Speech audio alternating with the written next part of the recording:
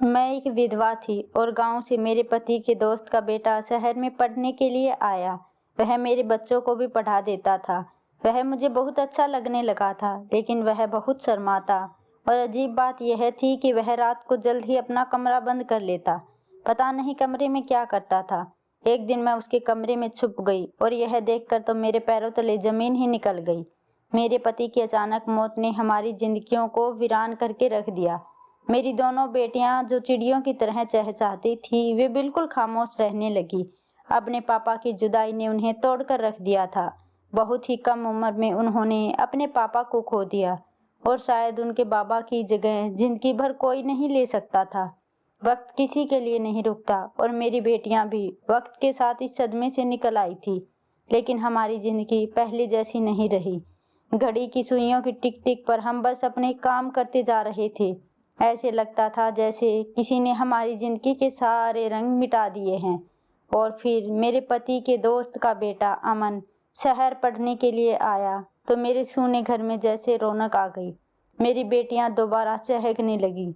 अमन ने मेरे बेटियों को दोबारा जीना सिखा दिया था, लेकिन वह मुझसे बहुत शर्माता था। मेरे बच्चों से उसकी जल्द ही बहुत अच्छी दोस्ती हो गई थी और वह सब मिलकर घर में रौनक लगा देते। और अपनी बेटियों को खिलखिला देखकर मैं भी सुकून में थी। मैं बहुत कम उम्र में ही विधवा हो गई थी। मेरी शादी को 7 साल गुजरे और मेरी 2 छोटी छोटी बेटियां थी। हमारी खुशियों की उम्र बहुत छोटी साबित हुई और मेरे पति एक कार हादसे में मुझे छोड़कर हमेशा के लिए चले गए। और इन सब ने हमारी पूरी जिंदगी बदल कर रख दी। अपने पति के इस तरह जाने पर मैं पूरी तरह टूट गई, लेकिन मुझे अपनी बेटियों के लिए जिंदा रहना था। विधवा होने के बाद मैंने फैसला कर लिया कि अब मैं दूसरी शादी कभी नहीं करूंगी और अपनी बेटियों के सर पर सौतेले बाप का साया नहीं पड़ने दूंगी। मैं अपनी बेटियों को लेकर बहुत गंभीर थी और मैं किसी पर भरोसा भी नहीं करती थी। इसलिए मैंने एक स्कूल में जॉब कर ली। सुबह मैं अपने बच्चों को स्कूल भेज देती और खुद भी स्कूल जाती और वापसी में उन्हें अपने साथ ले आती। मैं जिंदगी में इतना बड़ा नुकसान उठाया था कि मेरा दिल मजबूत हो गया था और मैं अकेली ही दिन गुजार रही थी। ऐसे में अमन हमारी जिंदगी में आया तो जैसे जिंदगी में नए रंग भर गए थे। मेरे लिए वह बिल्कुल मेरे बच्चों जैसा था। कॉलेज की पढ़ाई के लिए शहर आया था और मैंने उससे कहा कि वह मेरी बेटी को भी पढ़ा दिया करे ताकि मुझे भी कुछ वक्त आराम मिल जाए। अमन बहुत ही नेक और संस्कारी बच्चा था। कभी मेरे आगे आंख न उठाता, बल्कि हमेशा सर झुकाकर बात करता। मुझे इस बात पर बहुत खुशी महसूस होती कि मेरे पति के दोस्त ने उसकी बहुत अच्छी परवरिश की है, क्योंकि अमन मेरे पति के दोस्त का बेटा था। ये दोनों कॉलेज फ्रेंड थे। अमन ने मेरी दोनों बेटियों को पढ़ाना शुरू कर दिया और जब से अमन उन्हें पढ़ा रहा था, वे दोनों पढ़ाई में बहुत अच्छी हो गई थी। उनके सभी टेस्ट में बहुत अच्छे नंबर आ रहे थे, वरना अपने बाबा के जाने के बाद तो उन दोनों की पढ़ाई बिल्कुल खराब हो गई थी। स्कूल से भी उन दोनों की शिकायतें आने लगी थी, लेकिन अमन ने आते ही उन दोनों की पढ़ाई को बहुत अच्छे से संभाल लिया था। वह दोनों को पढ़ाते पढ़ाते अपनी पढ़ाई भी पूरी कर लेता और मैं उनके करीब बैठकर अपने स्कूल का काम करती थी। मेरे और बच्चों के साथ ही अमन भी कॉलेज के लिए निकल जाता और हमारे वापस आने के बाद ही घर लौटता था। वह हमेशा अपने कमरे में बैठकर अकेले ही खाना खाता। उसे मुझसे बहुत ज़्यादा शर्म महसूस होती थी। मैं भी उसके साथ ज़बरदस्ती नहीं करना चाहती थी, क्योंकि आने वाले 4 साल तक उसे हमारे साथ रहना था और मुझे यकीन था कि वह हमारे साथ मिलजुल कर रहने लगेगा। अमन आने के बाद हमारे घर के छोटे मोटे काम भी निपटाने लगा था। वह घर का सारा सामान खुद बाजार से लेकर आता और कभी कभी तो घर की सफाई भी कर दिया करता। मुझे अमन में अपने पति की छवि नजर आती थी। कहीं ना कहीं वह बिल्कुल उन्हीं के जैसा था। जब तक मेरे पति जिंदा थे, उन्होंने भी हमेशा मेरा इसी तरह साथ दिया था। वह घर के कामकाज में भी मेरा हाथ बटाया करते थे। अमन भी उन्हीं की तरह छोटी छोटी बातों का ख्याल रखता था। हमारी लव मैरिज हुई थी। मेरे पति भी अमन की तरह ही शहर पढ़ने के लिए आए थे और कॉलेज में ही हम दोनों की दोस्ती हो गई थी। लेकिन उस वक्त मेरे पति का यहाँ कोई रिश्तेदार नहीं था, इसलिए मेरे पति हॉस्टल में रहते थे। 4 साल तक मैं और मेरे पति एक दूसरे के साथ मोहब्बत के रिश्ते में बंधे रहे। और जैसे ही पढ़ाई पूरी हुई तो मेरे पति ने अपने घर वालों से मेरे बारे में बात की और फिर सब कुछ राजी खुशी हो गया।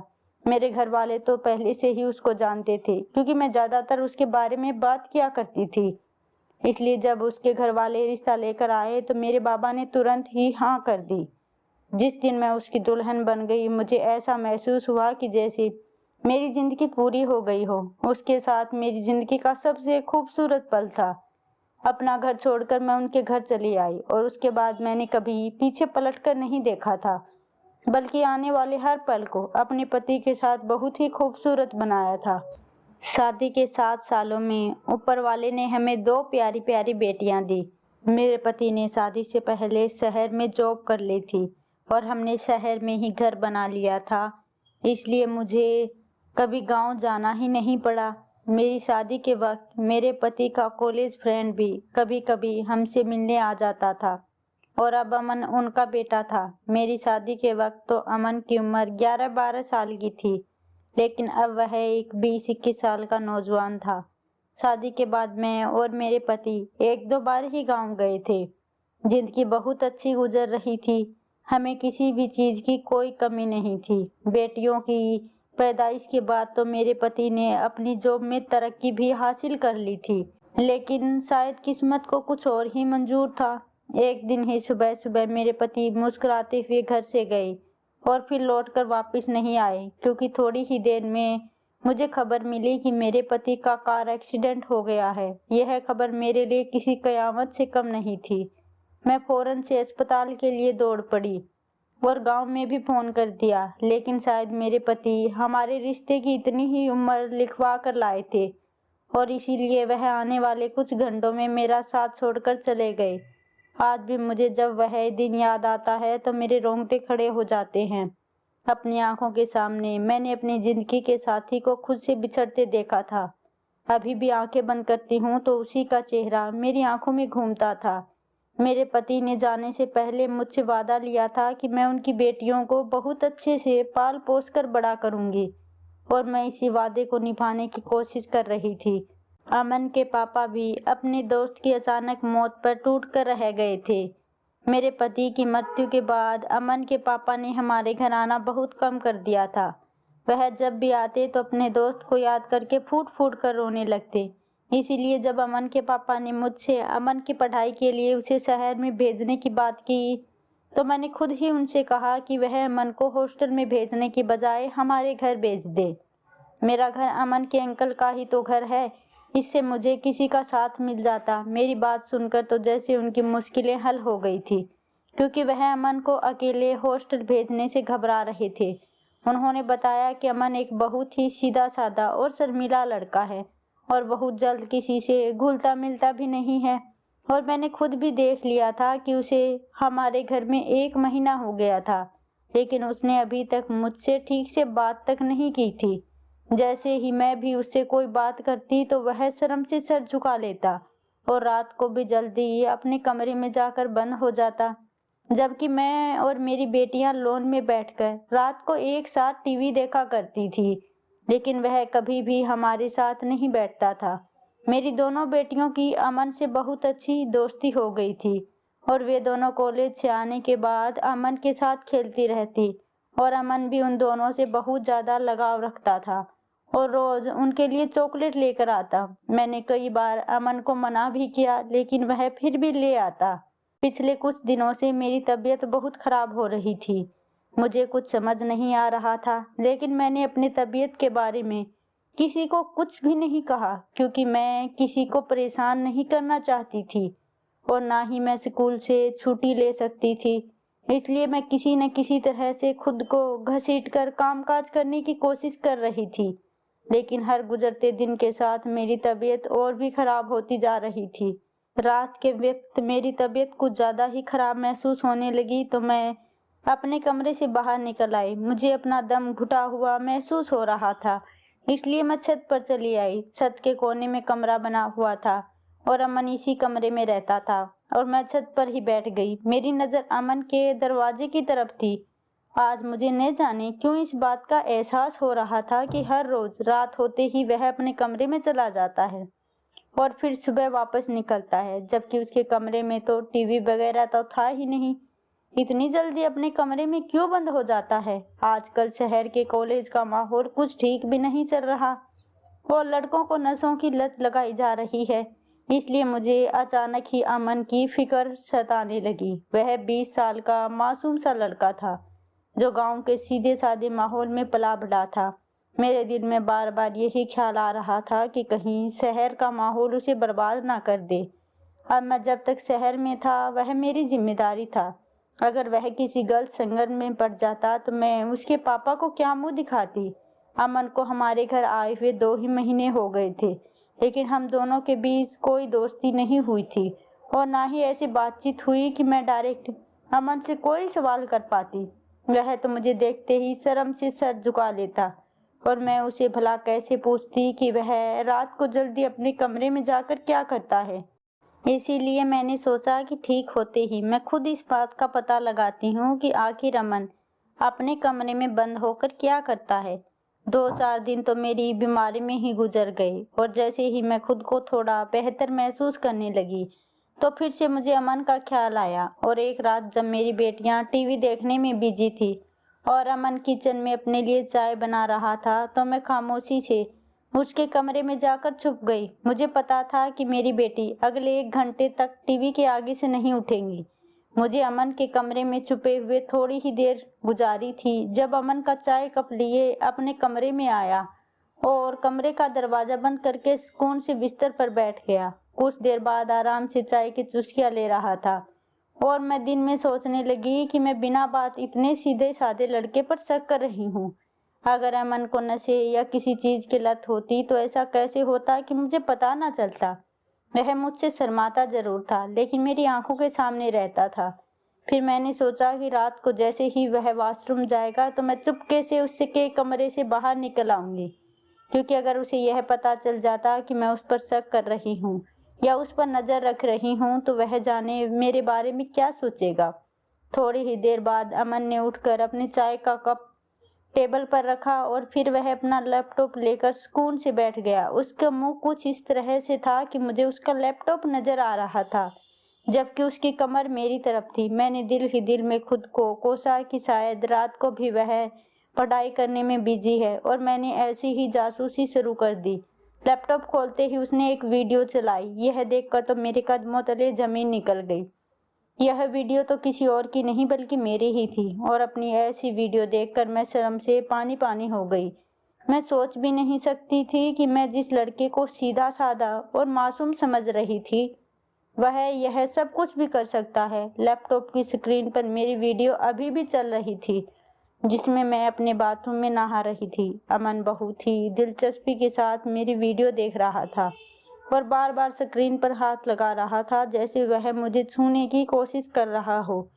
उससे ज्यादा मैं बर्दाश्त नहीं कर सकती थी और अपनी जगह से निकलकर एकदम अमन के सामने आ गई। वह तो सोच भी नहीं सकता था कि मैं रात के समय अपने बच्चों के साथ नहीं बल्कि उसके कमरे में छुपी हुई हो सकती हूँ। मुझे अपने सामने खड़ा देखकर उसने फौरन लैपटॉप बंद कर दिया और हकलाते हुए कहने लगा कि आप यहाँ क्या कर रही हैं। मैंने जोरदार थप्पड़ उसके चेहरे पर मार दिया और उसे कहा कि मैंने यह वीडियो देख ली है और मैं जान गई हूँ कि तुमने चोरी छुपे मेरी वीडियो बनाई है। मेरी बात सुनकर अमन ने अपना सर झुका लिया और कोई जवाब ना दिया। मैंने उसका गिरेबान पकड़ लिया। मैं जानना चाहती थी कि उसने आखिर मेरे साथ ऐसा क्यों किया, जबकि मैंने तो उसे अपने घर में जगह दी थी और उसे अपने बेटों की तरह ही रखा था। वह मेरे लिए औलाद की तरह था। मेरे पति इससे बहुत मोहब्बत करते थे लेकिन इसने तो मेरे भरोसे की धज्जियों पर उड़ाकर रख दी थी। उसने कब और कैसे किस तरह मेरी वीडियो बनाई थी मुझे तो इस बात का भी नहीं पता था। और जब मैंने बहुत गुस्से में उससे दोबारा सवाल किया तो वह सर झुकाए कहने लगा कि मैंने आपके वॉशरूम में एक कैमरा लगाया हुआ है और मैं रोज आपकी वीडियो देखता हूँ। आप मुझे बहुत अच्छे लगते हैं और मैं हमेशा से ही आपको बहुत पसंद करता था और जब से गांव से यहाँ आया था तो अपने जज्बात पर काबू न रख सका। और एक दिन यही बात मैंने अपने कॉलेज के दोस्त को बताई तो उसने मुझसे कहा कि मैं आपके वॉशरूम में खुफिया कैमरा लगा दूं और रोजाना रात को आपको देखकर सुकून हासिल कर लिया करूं। और ऐसे ही एक दिन मैं कॉलेज की छुट्टी से कुछ देर पहले ही घर लौट आया और आप उस वक्त तक घर पर वापस नहीं आई थी, स्कूल में ही थी। इसी बात का फायदा उठाते हुए मैंने आपके बाथरूम में एक कैमरा छुपा दिया। वह सर झुकाए बड़ी ढिठाई से अपने गुनाहों को स्वीकार कर रहा था और मैं उसकी हिम्मत पर हैरान थी। मैंने बहुत दुख से उससे पूछा कि तुम्हें ऐसा करते हुए बिल्कुल भी शर्म नहीं आई? तुम भूल गए थे कि मैं तुम्हारी आंटी हूँ, तुम मेरे लिए एक बेटे की तरह हो। मेरी बात सुनकर वह हंस पड़ा और बोला कि आप किस गलतफहमी में जी रहे हैं। आपके पति की मृत्यु हो चुकी है और अब आप मेरी आंटी नहीं रहे। अगर अंकल जिंदा होते तो आप और मैं एक दूसरे के लिए गैर ही थे। मैं जब से शहर आया था आप मेरी आंखों के सामने थी और मेरे जज्बात का इम्तिहान लेती रही। ऐसे में मेरे लिए खुद को रोकना बहुत मुश्किल था। और फिर जब मैं कॉलेज गया तो वहाँ मेरे दोस्तों ने मेरे अंदर के जज्बात को और जगा दिया और मुझे जिंदगी का ऐसा रूप दिखाया जिसे मैंने पहले कभी नहीं देखा था। मैं आपको आंटी की नज़र से बिल्कुल नहीं देखता था। आप मेरे लिए एक औरत हैं जिसके आगे पीछे कोई मर्द नहीं है। अमन की बात सुनकर तो मैंने उसके मुंह पर एक जोरदार थप्पड़ मार दिया और उसने बड़ी आसानी से मुझे सच का आईना दिखाया था जो मैं नहीं देख पा रही थी। देखा जाए तो वह ठीक ही कह रहा था। वह और मैं एक दूसरे के लिए गैर थे। मुझे अपने घर में उसे पनाह नहीं देनी चाहिए थी, लेकिन मुझे क्या खबर थी कि वह इस तरह मेरे भरोसे को तोड़ेगा। मैंने अमन के लैपटॉप से अपनी सारी वीडियो डिलीट की और यह देखकर मेरे हाथ कांपने लगे थे कि उसके लैपटॉप में मेरी बहुत सारी वीडियो थी। मैंने उससे कहा कि वह अभी और इसी वक्त अपना सामान लेकर घर से निकल जाए, क्योंकि अब मेरे घर में उसकी कोई जगह नहीं थी। अमन कहने लगा कि वह मुझसे बहुत मोहब्बत करने लगा है और मुझे अपनाना चाहता है। मैंने कड़ी निगाह उस पर डाली और उससे कहा कि मैं कोई तमाशा नहीं चाहती, इसलिए बेहतर होगा कि वह खामोशी से हमेशा के लिए यहाँ से चला जाए। मैंने उससे कहा कि मैं उसके पापा को इस बारे में कुछ नहीं कहूँगी, लेकिन दोबारा कभी भी वह मुझे अपनी शक्ल ना दिखाए। मेरी बात सुनकर उसने खामोशी से अपना सामान समेट लिया। मैं जानती थी कि वह उम्र के जिस हिस्से में है उसमें अक्सर लड़के जज्बात में आकर गलत हरकतें कर जाते हैं, लेकिन मुझे हरगिज भी अंदाजा नहीं था कि वह इस कदर आगे निकल जाएगा। अमन ने रात के अंधेरे में खामोशी से मेरा घर छोड़ दिया और मैंने अपनी बेटियों को अपने आगोश में ले लिया। अमन खुद तो चला गया, लेकिन मुझे अपने और पराये के बीच का फर्क बहुत अच्छे से समझा गया। मैं जान गई थी कि ऊपर वाले ने हर रिश्ते में इसीलिए हद रखी है ताकि इंसान को कोई नुकसान ना उठाना पड़े। मुझे यकीन था कि अमन जैसे जैसे जिंदगी में आगे बढ़ेगा उसे अपनी गलती का एहसास हो जाएगा। मैंने उसके पापा को इस बारे में कुछ नहीं कहा क्योंकि अमन ने मुझे बहुत बड़ा सबक सिखा दिया था। अब मैं अपनी जिंदगी में किसी गैर मर्द पर भरोसा करने वाली नहीं थी।